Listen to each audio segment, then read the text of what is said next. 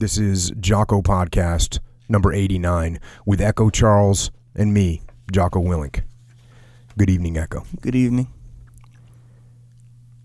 I was sitting in my tactical operations center in Ramadi, alone. I was staring at a document on my computer,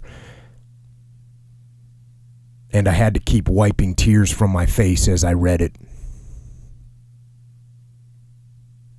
The document had been submitted to me by the Delta platoon commander. It was an award recommendation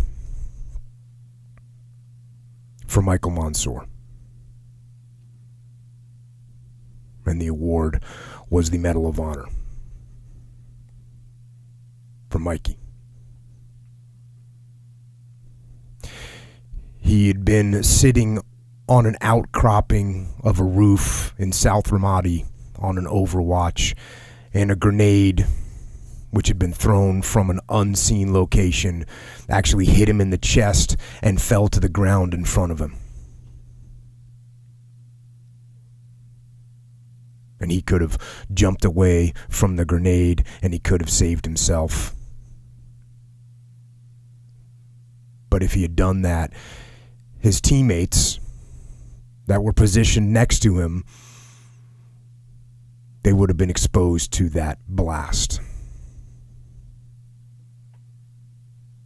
So instead of moving away from the grenade, Mikey jumped on the grenade. He smothered it,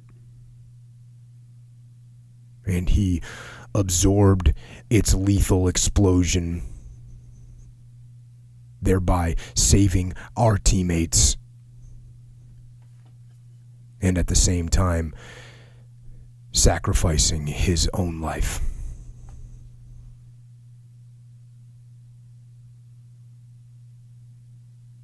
The morning that it happened, September 29th, 2006, I got a call from the battalion commander from the 1st to the 506th, an outstanding officer and leader that I respected and admired.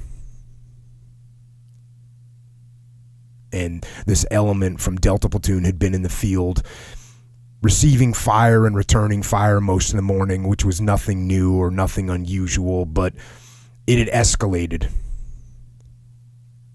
And I knew that there had been trouble, and when the colonel called me,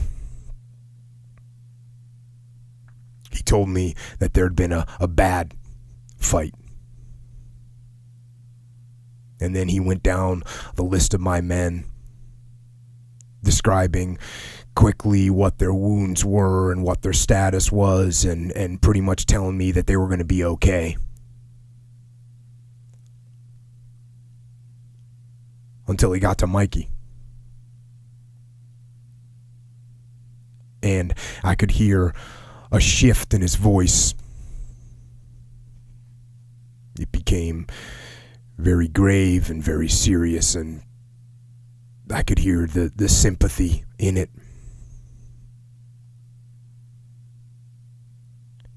And I knew what was coming. Mikey got hit bad. He got hit really bad, Jocko. And I don't think he's going to make it.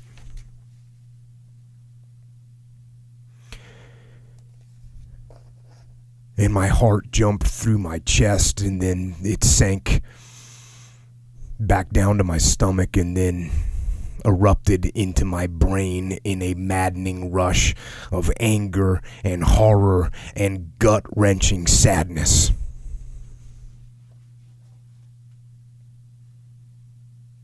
And I grabbed all that insanity and all that emotion, and I pulled it back into my mind, and I held it down there while I uttered the only words that I could muster.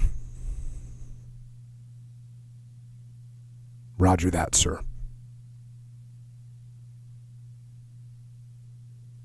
And when the Delta platoon commander, who's one of my best friends and a very close friend of Mikey's, When he called me, we were mechanical.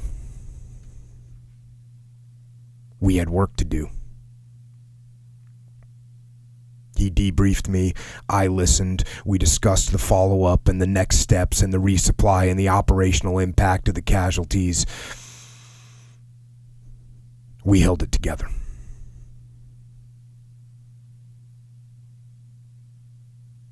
And the next day, I talked to one of the SEAL officers that Mikey had saved.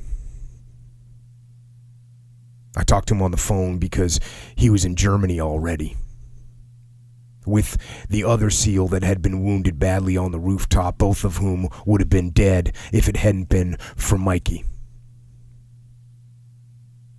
They were only wounded, and because of that, they were heading home. And when I talked to this young officer, he explained to me what happened with perfect clarity. Mikey could have jumped away and saved himself, but he did not. His only movement was toward the grenade. Mikey did not hesitate.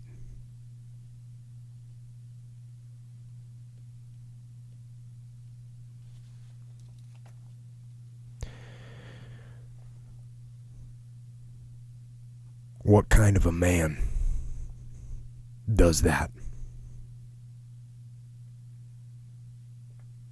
And when I was a brand new guy at SEAL Team 1, I began to learn and understand what kind of man did that.